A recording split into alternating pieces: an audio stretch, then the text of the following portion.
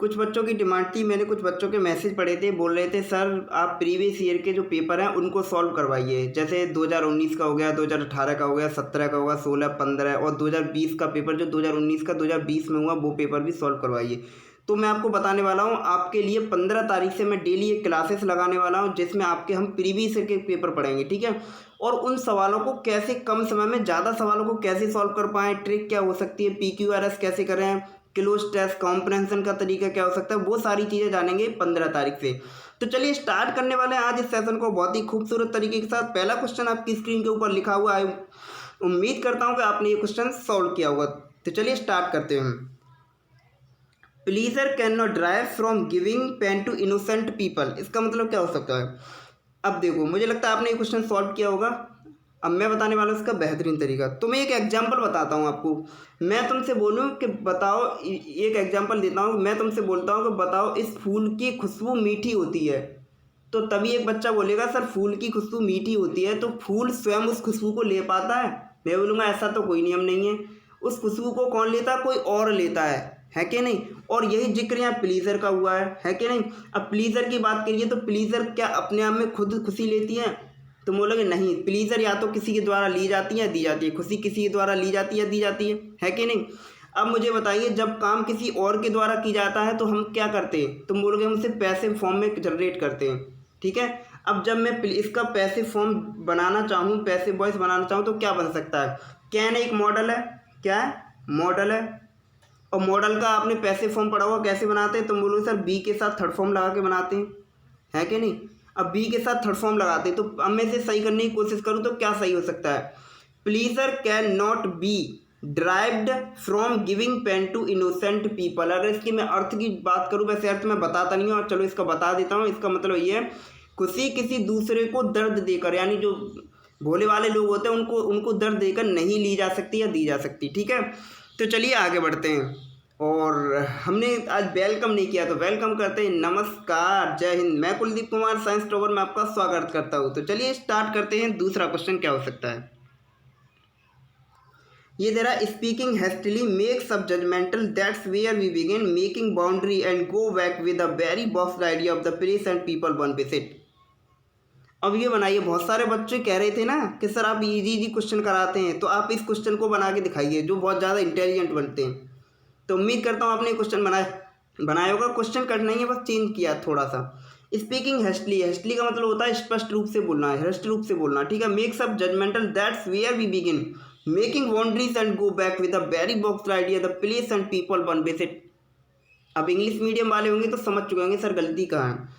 तो चलिए देखते हैं शुरू से। Part A, speaking actually makes up judgemental, इसमें कोई एरर नहीं है। दैट्स वेयर वी बिगिन, यहाँ कोई एरर नहीं है। मेकिंग अपने आप में करेक्ट है क्योंकि दो वर्ब का यूज़ हुआ है, तो एक को जीरंड में यूज़ करेंगे।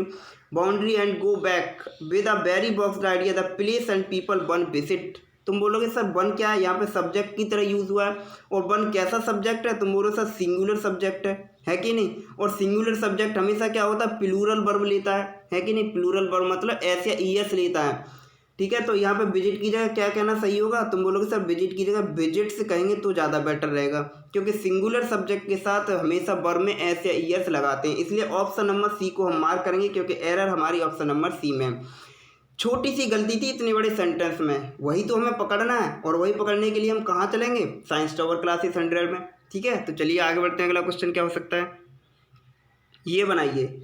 ही was surprise as well as pleased with her performance, no error. जब भी दो, यहाँ पे क्या हुआ, दो वर्ब का यूज़ हुआ, डिफरेंट दो वर्ब का यूज़ करते तो हमेशा कंजक्शन का यूज़ करते। कंजक्शन का यूज़ अपने आप में बिल्कुल करेक्ट है कि नहीं।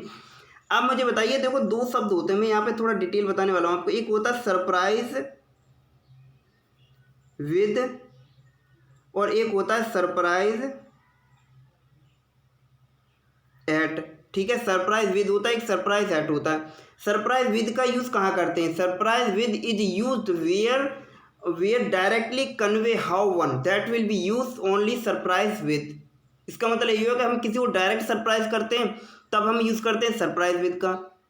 और सरप्राइज ऐड का यूज़ हम कब करते हैं, तुम बोलोगे सरप्राइज ऐड का यूज़ तब करते हैं जब यानी कॉज ऑफ सरप्राइज, यानी surprise at is used where cause of surprise, जब सरप्राइज का कारण दे रखा हो। अब मुझे बताइए उसने क्या हुआ, he was surprise as well as please with her performance, यहाँ परफॉर्मेंस की बात करी गई है, यानी यहाँ पे कारण दे रखा है कि उसकी परफॉर्मेंस के कारण ही सरप्राइज और खुशी मिली लोगों को, है कि नहीं।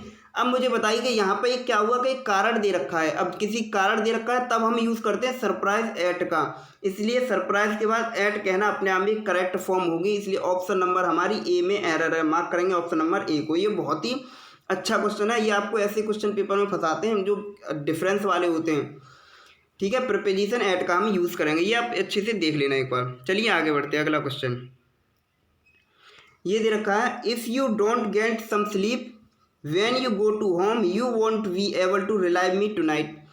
कुछ बच्चे बोलेंगे सर ये कंडीशन सेंटेंस है, तो ये कंडीशन बता रहा है, बिल्कुल सही है। रिजल्ट ये बता रहा है, ठीक है। कंडीशन अगर प्रेजेंट में होती है, रिजल्ट फ्यूचर में होता है, तो कंडीशन कहाँ किस में दे रखी है, तुम बोलोगे सर प्रेजेंट में दे रखी है, तो रिजल्ट किस में बताया, you won't be able to relieve me tonight, relieve होता है राहत देना, तो ये भी अपने आप में सही है, फ्यूचर में दे रखा है। फिर एरर क्या है, क्या इसे नो एरर पे मार्क करें, मैं बोलूँगा बिल्कुल नहीं, एक बार इसे और देख लेते हैं। ये दे रहा है when you go to home, तो क्या आपके दिमाग में घंटी बजने लगी कि नहीं, तुम बोलोगे sir when you go to home, क्या थोड़ा और नहीं लग रहा। जब हम बच्चे थे, जब हम 8 या 9 में पढ़ते थे, तो मास्टर जी चिल्ला चिल्ला कर बोलते थे बच्चों होम के साथ टू का यूज़ नहीं करते, यानी होम से पहले टू का यूज़ नहीं करते। मैं अपने घर जाऊंगा, I will go to my home, क्या कहने में सही है, तुम बोलोगे नहीं सर, जब भी अपने घर की बात आती है तो हम होम के साथ टू का, यानी नाउन से पहले हम टू का यूज़ नहीं करते, इसलिए हटाएंगे इस टू को, ओनली यूज़ करेंगे गो होम। अगर यहाँ हाउस होता तो हम यूज़ कर सकते थे गो टू हाउस, ठीक है। अब जैसे मैं तुमसे बोलूँ मैं विदेश जाऊँगा, I will go to abroad, क्या आपको पता है किस विदेश जाएंगे, विदेश में तो बहुत सारे देश आते हैं, इसलिए पर्टिकुलर स्थान पर हमें नहीं पहुँचना है, तब हम टू का यूज़ नहीं करते। मैं बोलूँगा मैं अमेरिका जाऊँगा, तब हम यूज़ कर सकते हैं टू का, ठीक है। इसलिए गो टू हम होम कहना अपना में अनकरेक्ट फॉर्म हो, इसलिए यानी यूज़ क्या करेंगे, टू को हटा के हम ऐसे करेक्ट करेंगे, इसलिए ऑप्शन नंबर हमारी बी में एरर है, इसलिए मार्क करेंगे ऑप्शन नंबर बी को, ठीक है। चलिए आगे बढ़ते हैं, अगला क्वेश्चन ये बनाइए। ये दे रहा है आई विटनेसेस सेड, आई विटनेस ने कहा that the military police still exchange fire with the attackers on last night. देखो यहाँ पे पास्ट फॉर्म यूज़ हुई है, यहाँ पे भी पास्ट यूज हुआ है, तो इसलिए वर्ब में तो कोई एरर है नहीं, ठीक है। आगे देख लें, अटैकर्स ऑन लास्ट नाइट, आपको नहीं लगता कि यहीं पे एरर है। तुम बोलोगे सर मैंने पढ़ा है क्लासेस में कि कुछ कीवर्ड्स ऐसे होते हैं जिनके साथ ऑन का जिक्र हम नहीं करता, जैसे मैं बोलूँ टू नाइट, ठीक है, मैं बोलूँ यस्टरडे, मैं बोलूँ टुमारो मॉर्निंग, मैं बोलूँ नेक्स्ट मॉर्निंग, इनके साथ कभी भी यानी और प्रीपोजिशन ऑन का यूज़ हम नहीं करते, इसलिए हटाएंगे इस ऑन को और यूज़ करेंगे डायरेक्ट अटैकर्स लास्ट नाइट, अपने आप में करेक्ट फॉर्म होगी, इसलिए ऑप्शन नंबर सी हमारा करेक्ट फॉर्म होगा, ठीक है। अगला देख लेते हैं, अगला क्या हो सकता है। अगला दे रहा है she did die without specifying her years of those 7 trust, she did die without specifying her years of those 7 trust. इसका मतलब दे रखा है, स्पेसिफाइंग का मतलब होता है ब्यौरा देना, ठीक है। हर यानी ये यहाँ पे बिल्कुल करेक्ट है, यहाँ भी बिल्कुल करेक्ट है, 2 7 ट्रस्ट ये भी करेक्ट है, ठीक है। उस यानी उस ट्रस्ट में उसने मतलब जो संपत्ति थी वो दी गई। अब बात आती है हीयर्स ऑफ और हीयर्स टू, यहाँ पे 2 डिफरेंस होते हैं, एक होता है हीयर ऑफ और एक होता है हीयर टू, एक होता है हीयर टू। तो हीयर ऑफ का यूज़ कहाँ होता है, हीयर टू का यूज़ कहाँ होता है। यहाँ हीयर ऑफ का यूज़ हुआ है, इसका मतलब होता है उत्तराधिकारी, ठीक है। अब यहाँ ट्रस्ट दे रखा है, तो ट्रस्ट में उत्तराधिकारी से तो कोई मतलब है नहीं। हीयर टू का मतलब होता है सम प्रॉपर्टी, क्या मतलब होता है, सम प्रॉपर्टी, ठीक है। अब उस ट्रस्ट में क्या होता है, तुम बोलोगे सर प्रॉपर्टी जान करी जाती है कि नहीं, इसलिए हम हीयर्स ऑफ नहीं, इसकी जगह हम यूज़ क्या करेंगे, हीयर टू यूज़ करेंगे, इसलिए करेक्ट ऑप्शन नंबर हमारा क्या हुआ, ऑप्शन नंबर बी को हम मार्क करेंगे। तो ये डिफरेंस वाली चीज़ें होती हैं, प्रीपोजिशन कहाँ लगाना, एक प्रीपोजिशन खेल बदल सकता है, ठीक है। तो चलिए आगे बढ़ते हैं, अगला क्वेश्चन क्या हो सकता है, ये बनाइए। ये दे रहा है we want to open doors for people with disabilities to travel the way they wanted. तुम बोलोगे जब बात प्रेजेंट में चल रही है सर, तो पास्ट कहने की क्या ज़रूरत है, जब हमें भी प्रेजेंट में है तो पास्ट कहने की क्या ज़रूरत है। तो मैं बोलूँगा यहाँ पे सारी चीज़ प्रेजेंट में, we want to open doors for people with disabilities travel the way they wanted, यानी कि हम उनके लिए दरवाज़ा खोलने चाहते हैं जो डिसेबल्ड पीपल हैं, ट्रेवल द वे जो वे चाहते हैं ट्रैवल करना, ठीक है। अब मुझे बताइए अगर वे ट्रैवल करना चाहते थे तो कहना अपना में अनसेंसिबल बात हुई, है कि नहीं। जब ये सारी फॉर्म प्रेजेंट में दे रखी है तो ये भी प्रेजेंट में ही होना चाहिए, तो इसलिए वांटेड नहीं, इसका हम केवल यूज़ करेंगे वांट का। किसका? वांट का। दे वांट अपने आप में करेक्ट फॉर्म हुई, इसलिए ऑप्शन नंबर सी को मार्क करेंगे क्योंकि ऑप्शन नंबर सी में एरर है। चलिए आगे बढ़ते हैं, अगला question. As I was a practising artist, ये क्वेश्चन जिसने बनाया उसे वाकई में पढ़ाई की है, ठीक है। I could come to the city, अपने आप में बिल्कुल सही है। And so my work at Kumar gallery, बिल्कुल सही है। With other major artist. अब बनाइए, तुम बोलोगे सर यहाँ दे रखा है आर्टिस्ट, और मैं तुक्का मारना चाहूँ तो भी मार सकता हूँ, और यहाँ दे रखा है आर्टिस्ट, ई जोड़ दिया है, तो इन दोनों में क्या डिफरेंस होता है? तो मैं इन दोनों में एक छोटा सा डिफरेंस होता है, मैं आपको बताने वाला हूँ। इस आर्टिस्ट का मतलब होता है one person who creative work and sensitivity and imagination. कहने का मतलब ये है कि ऐसा पर्सन जो क्रिएटिव यानी काम को क्रिएटिव करता है, इमेजिनेशन एंड सेंसिटिविटी होता है। आप समझ चुके होंगे, जैसे कि हम कोई पेंटिंग वगैरह करते हैं वो भी तो एक कलाकारी होते हैं, तो वो क्या करता है, इमेजिनेशन को एक जनरेट करता है एक तरह से, ठीक है। और इस आर्टिस्ट का मतलब क्या होता है? तुम बोलोगे सर इसका मतलब होता है कि यानी एक परफॉर्मेंस, यानी एक पब्लिक परफॉर्मर जिसे बोलते हैं। पब्लिक परफॉर्मर में कौन कौन आते हैं? जैसे डांसर हो गया, सिंगिंग हो गया, ये सारी चीज़ पब्लिक परफॉर्मर होती हैं, ठीक है। तो इसे हम आर्टिस्ट ही बोलते हैं। अब बताओ, कुमार गैलरी में पब्लिक परफॉर्मर वाली बात तो होगी नहीं, है कि नहीं। हमेशा क्या है, गैलरी में क्या होता है, पेंटिंग बनाई जाती है, और पेंटिंग बनाई जाती है तो वो क्या होते हैं, आर्टिस्ट होते हैं, ARTIST होते हैं। इसलिए इस आर्टिस्ट की जगह इस ई को हटाकर हम यूज़ करेंगे आर्टिस्ट का, यानी बड़े आर्टिस्ट के साथ उसने ये सब किया, ठीक है। तो चलिए आगे बढ़ते हैं, अगला क्वेश्चन क्या हो सकता है, ये बनाइए।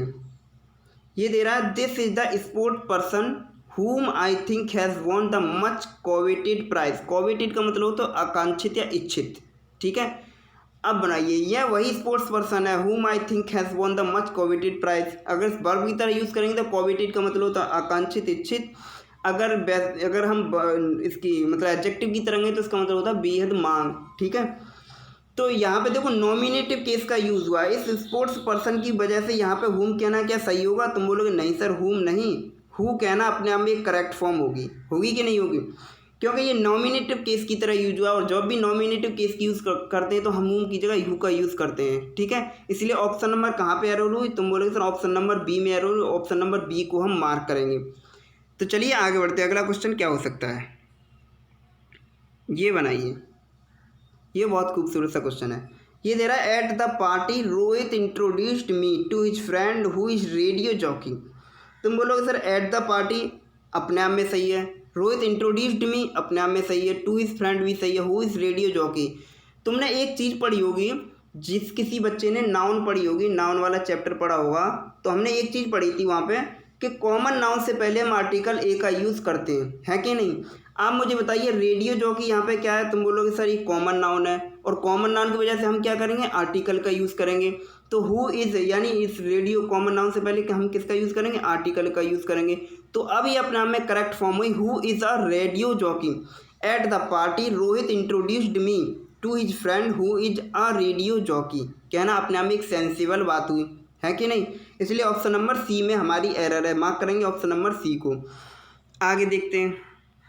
अब मुझे लगता है आज का ये सेशन ख़त्म होने वाला है। मुझे लगता है इस सेशन को आप में बहुत मज़ा आया होगा।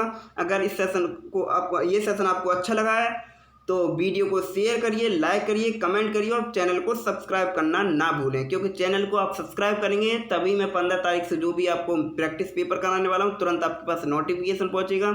इसी चैनल को सब्सक्राइब करें, उसे घंटा वाला बटन जरूर दबाएं, जिससे कि तुरंत ही लेटेस्ट नोटिफिकेशन आपके पास पहुंचे। तो हम अब शुरू करने वाले हैं। देखिए अब मैं और भी हमारी क्लासेस शुरू होने वाली हैं, जैसे कि कुछ बच्चों की डिमांड थी सर 10th 12th वाले कहाँ से पढ़ें, तो वो भी मैं इसी चैनल पर पढ़ाने वाला हूँ, ठीक है। और तुम्हारा मैथ हो गया, मैथ वैसे मेरा मैथ इस प्रोफेशन मैथ में बहुत अच्छा पढ़ाता हूँ। आप मैथ की क्लास आएगी, 2-3 वीडियो मैंने डाले भी, आप उनको देखिए एक बार, ठीक है। और मैथ की क्लासेस भी शुरू हुई। इस लॉकडाउन की वजह से हमारे बहुत सारे इक्विपमेंट हमारे पास अवेलेबल नहीं हो पा रहे हैं। जैसे ही लॉकडाउन खुलेगा हमारे पास सारी चीज़ें होगी और हम अच्छा कर पाएंगे, ठीक है। तो चलिए इस सेशन को ख़त्म करते हैं। Bye bye, take care, thank you.